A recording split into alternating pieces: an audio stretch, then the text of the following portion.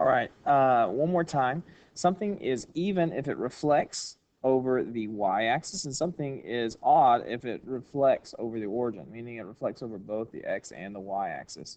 Here's a test. If you plug in a value that no matter what, if you plug in a negative or a positive domain value, you'll get the same y value or your range value, or that's for even.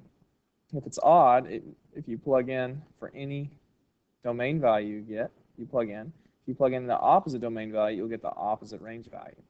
So here's some tests. When you look at this, you see how this does not reflect on the y-axis, nor does it reflect over the x and the y, making it origin. This is going to be neither even or odd. Okay, so this is neither. It's neither even nor odd. And the way to test is if you plug in the negatives for these, it'll always change the equation. For example, x squared minus 4x plus 4. If it were even, it would need to equal negative x quantity squared minus 4 times negative x plus 4. Now when I plug this in, watch what happens. This is the test to see if it's even. This x squared, negative x squared does become positive x squared, but here this becomes positive 4x plus 4. Notice, are my equations the same? Since they're not the same, this is not even.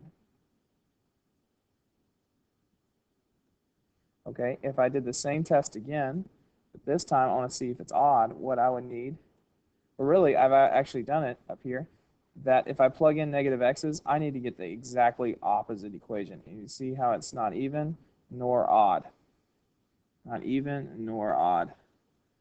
Because the values don't come back either the same or completely opposite.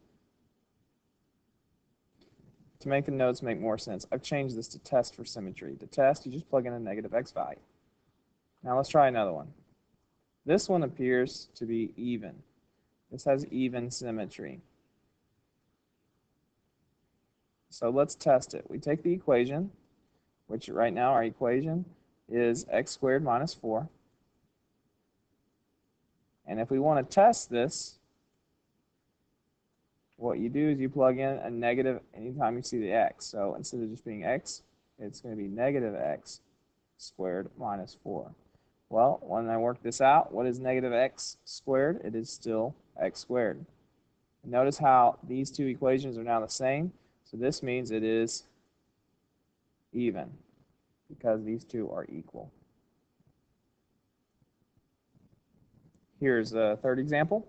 As you look, some might right off the bat try to say odd, but it's not a complete reflection. Remember, to be odd, it's got to reflect once here and then once over there. And you notice this is not split in the middle, so it's not going to be over the origin. This, again, is going to be neither. Now, we could test it by taking our equation. We'll say that x cubed minus 3x squared minus x plus 3. To test this, we're going to plug in a negative anytime we see an x. So it'd have negative x cubed minus 3, whoops, it's supposed to be a negative here, negative x quantity squared. And I'm going to shift this and move everything over real quick. Okay, I just shifted mine over. And now the equation, I lost it. Then I'll have minus, I'm going to plug in a negative x here, plus 3. Well, as you can see, my next step, when I start to solve this, this does become negative x cubed. This becomes positive 3x squared. No, I'm sorry, I can't do good math. The negative x squared, that negative cancels, so it stays as negative 3x squared. Two negatives cancel, becomes positive x plus 3. As you compare the equations, these two are opposites. These two, though, are the same. So it's no longer odd nor even. To be odd, every sign would need to be the opposite, but they're not. These two appear to be odd, but the other two do not.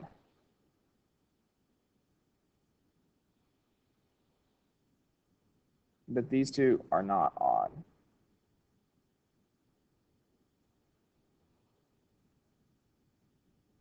Okay, so these two appear to be odd, The two in the middle are not odd because the signs aren't switched. Here's one for you to try.